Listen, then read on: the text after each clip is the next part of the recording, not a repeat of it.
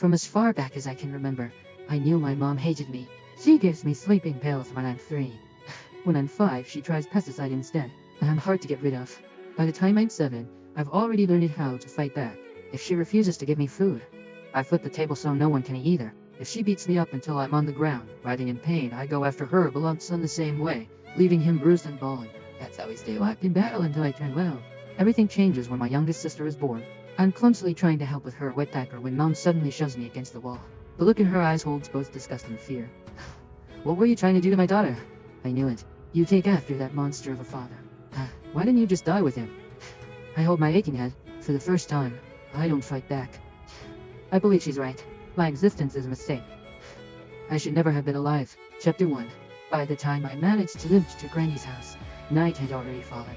Granny saw the mess I was in and didn't look surprised. She took out her first aid kit and treated my injuries like she always did, and made me a simple plate of carbonara. Usually, I would eat while swearing I'd get even the next day.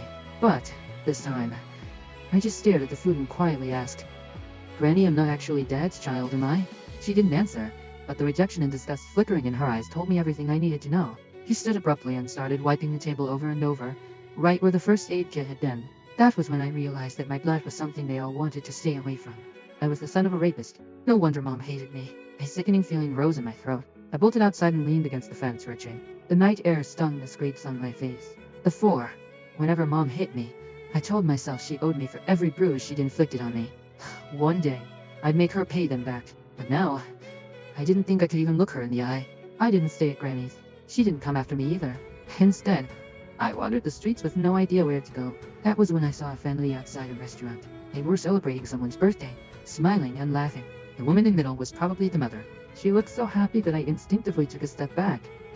Last year, on Mom's birthday, she'd smiled just like that before she saw me. The moment she saw me walk in, her smile vanished, replaced with utter disgust. Back then, we had an essay with the theme, my mother. I wrote that Mom was a heartless villain. My teacher dragged me into her office and lectured me for an entire period. I barely heard most of it. I only remembered her saying, "No mother in this world would ever stop loving her child." I believed her. I saved money from collecting recyclables and bought my mom a birthday cake. I just wanted a hug, the same kind she gave my brother, Casper Willis. But her frigid expression was like a stab in the heart. I felt like a fool standing there with that cake in my hands. Anger overwhelmed me. When no one was looking, I went out and caught a couple of frogs in the garden. Then, I hid them in the cake. I could still remember the way she screamed when they jumped out. Back then, I felt a twisted sense of satisfaction. I thought she didn't deserve to be a mother. I thought she had it coming. But now, I know the truth. The one who didn't deserve